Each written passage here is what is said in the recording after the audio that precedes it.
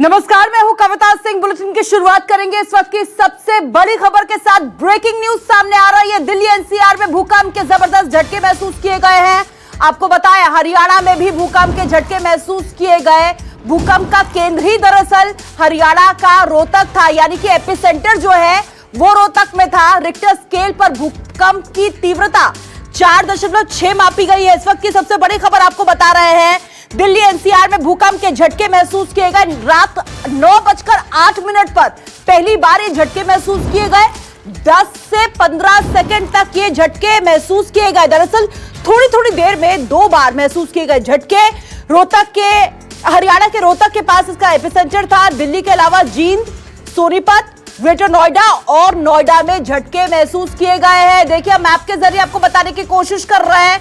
ये एपिसेंटर है रोहतक, हरियाणा का, जो इस भूकंप का एपिसेंटर माना जा रहा है। इसकी तीव्रता एक बार फिर से आपको बता दें 4.6 मापी गई है और हाल के दिनों में यह 5वां भूकंप है। लॉकडाउन के दौरान 5वीं बार हिली है देश की राजधानी दिल्ली। मेरे सहयोगी वरुण सिन्हा लगातार हमारे साथ जुड़े हुए हैं। वरुण, जाहिर तौर पर यह चिंता का सबब बन सकता है क्योंकि दिल्ली सीस्मिक जोन 4 में आती है तौर पे, और ऐसे में 10 सेकंड तक लगातार झटके लगना निश्चित तौर पे चिंता बढ़ा देते हैं। और आपने देखा भी होगा कि शाम से लगातार जो है बारिश हो रही है, आंधी तूफान आ रहा है। और शाम 7 बजे से लेकर सुबह 7 बजे का जो पीरियड होता है वो बेसिकली लॉकडाउन का पीरियड है। कर्फ्यू वाली स्थिति होती है। ऐसे में सभी लोग अपने घरों में होते हैं। और अभी जब ये 9:08 पे आया तो करीब 10 सेकंड तक लोगों ने महसूस किया। अभी भी नोएडा में कई जगह लोग जो है वो घरों से बाहर निकल के आ गए हैं, क्योंकि आफ्टर शॉट्स आते हैं। कई बार ऐसा भी होता है कि दोबारा आने के चांसेस रहते हैं। और कई बार लोगों को लगता है कि अभी ये स्थिति देखिए कहीं ऐसा ना हो दोबारा से रिपीट हो जाए। तो यही हालात जो हैं वो चेहरे पे कहीं ना कहीं लोगों के शिकन बनाए हुए हैं। पिछले 1 महीने की अगर बात करें कविता, तो 2 बार लोनी जो केंद्र रहा है, जहां पर करीब 15 मई को और इससे पहले जो है मई के फर्स्ट वीक में जो है लोगों ने जो है वो इस भूकंप के झटके महसूस किए और उसका केंद्र लोनी था। ये तीसरा झटका है जिसका केंद्र जो है वो रोहतक बताया जा रहा है। 4.6 रेक्टर पैमाने पर स्केल पर है। निश्चित तौर पे चिंता जरूर बढ़ाती है। एक और भी बात है कि जब भी कम रिएक्टर होता है तो उसकी सेकंड जो होते हैं वो भी अधिकतर कम देखे जाते हैं। हालांकि ऐसा अमूमन होता माना जाता है, लेकिन ये आप देखेंगे 10 सेकंड तक लगातार जो है वो आए हैं। निश्चित तौर पे चिंता बढ़ाते हैं, खासकर कोरोना काल में जहां हर आदमी वैसे परेशान है हालात को लेकर। और ये भूकंप के झटके और ज्यादा। बिल्कुल वरुण, बने रहिए मेरे साथ। मेरे सहयोगी पल्लवी झा भी हमारे साथ जुड़ गई हैं। पल्लवी, जाहिर तौर पर चिंता, परेशानी, जैसा कि वरुण बता रहे थे, वो बढ़ाने वाली खबर सामने आ रही है और लोग अभी भी पैनिक कर रहे हैं। लोग घरों से बाहर ही है। अभी थोड़ी देर पहले बारिश हो रही थी, मौसम का मिजाज एक तरफ बदलता हुआ और दूसरी तरफ एकाएक ये भूकंप।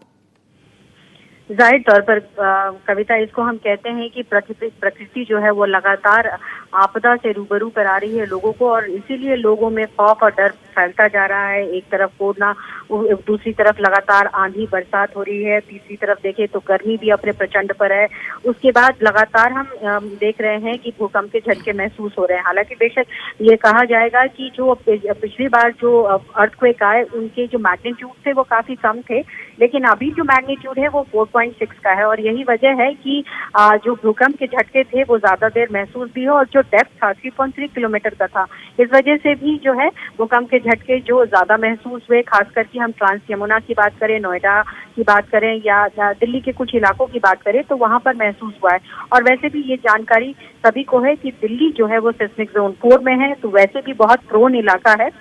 हालांकि जब हम मौसम विभाग के वैज्ञानिकों से और खासकर की सेस्मोलॉजी डिपार्टमेंट के वैज्ञानिकों से बात कर रहे थे, तो इस तरीके से 1 महीने में 5 बार भूकंप के झटके आना कहीं न कहीं चिंता का विषय है। और इसलिए उस पर कुछ जो है शोध भी चल रहा है कि आखिर ये 1 महीने में 5 बार ऐसे झटके महसूस क्यों हुए।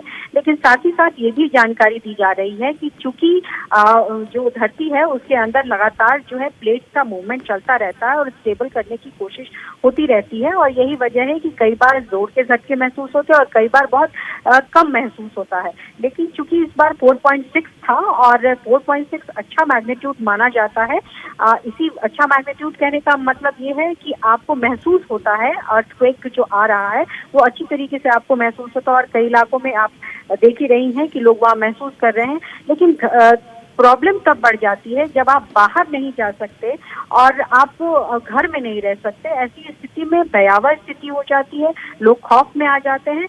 और तब जबकि इसके आफ्टर शॉक्स भी लगातार होते हैं, हालांकि अभी तक इस तरीके की बात नहीं आई है कि इसके आफ्टर शॉक्स होंगे, लेकिन अर्थक्वेक को कोई भी साइंस बता नहीं सकता है कि कब आएगा, कितनी मैग्नीट्यूड का आएगा। सबसे बड़ी प्रॉब्लम इसमें यही है। तो इसलिए जाहिर तौर पर खौफ बहुत ज्यादा है लोगों में, लेकिन वैज्ञानिक ये जरूर कह रहे हैं कि फिलहाल चिंता की बात नहीं है।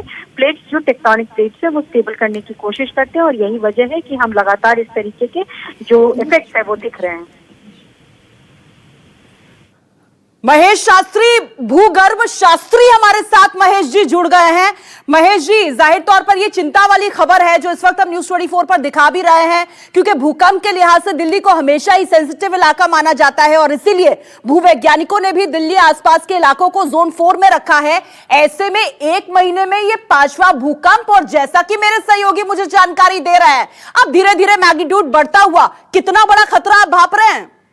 देखिए, मेरा नाम महेश पलावत है। जी। ये जो 5वां भूकंप है 1 महीने के अंदर जो दिल्ली एनसीआर में देखने को मिला है, और ये जो लास्ट भूकंप है अभी आज जो आया था, इसका जो रिक्टर स्केल पे इंटेंसिटी सबसे ज्यादा थी, 4.6 थी, जो मॉडरेट इंटेंसिटी का होता है। और इस तरह के भूकंप में थोड़ा सा खतरा रहता है। जो कमजोर स्ट्रक्चर है उनमें दरार आ सकती है और नुकसान पहुंच सकता है। जो वीक फाउंडेशन वाले हैं जो स्ट्रक्चर हैं वो गिर भी सकते हैं।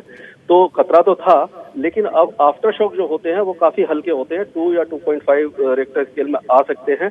और अभी दिल्ली में ये जो पिछले कई दिनों से इस तरह की जो आपने देखा है कि भूकंप आ रहे हैं, उसका कारण यह है कि दिल्ली के आसपास से 3 टेक्टोनिक प्लेट्स की फॉल्ट गुजर रही हैं। एक सोना फॉल्ट है, एक मुरादाबाद फॉल्ट है और एक मथुरा फॉल्ट है।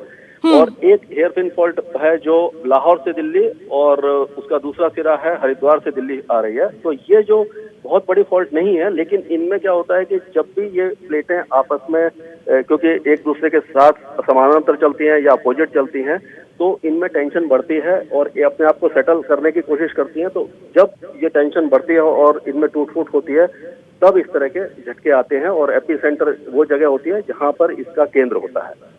जी बिल्कुल महेश जी, बहुत अच्छी तरीके से आपने समझा दिया, लेकिन परेशानी यही है कि देखिए, लोग कोरोना से बेहाल है, परेशान है, लॉकडाउन में डरे हुए घर के भीतर ही है। प्रधानमंत्री नरेंद्र मोदी कह चुके हैं, लक्ष्मण रेखा खींच दी गई है। बहुत मुसीबत वाली बात हो या बहुत बड़ी परेशानी हो, कोई बहुत जरूरी काम हो, तभी लोग घरों से बाहर निकल रहे हैं। ऐसे में अगर 1 महीने में 5 बार इस तरीके से भूकंप आ जाता है, वो भी सेंसिटिव जोन में, तो जाहिर तौर पर दिल्ली वालों के लिए चिंता का सबब। किस तरह की एहतियात उनको बरतने की जरूरत है आने वाले वक्त को लेकर, अगर आप बता पाए उन दर्शकों को जो अभी अभी हमारे साथ जुड़े हैं?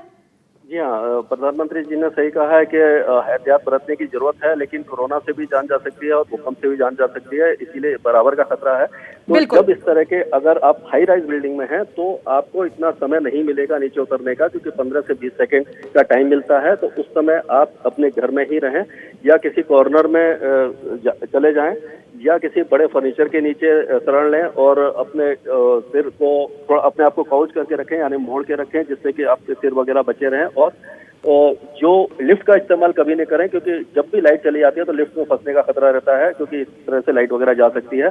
अगर आप छोटे मोटे यानी 1-2 मंजिल के उसमें हैं तो आप बाहर जा सकते हैं। और क्योंकि इस समय कोविड का खतरा भी है तो सोशल डिस्टेंसिंग करके ही रहें।